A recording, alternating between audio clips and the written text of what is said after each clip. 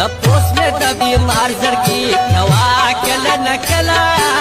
زما خوږه لالیا ته راځه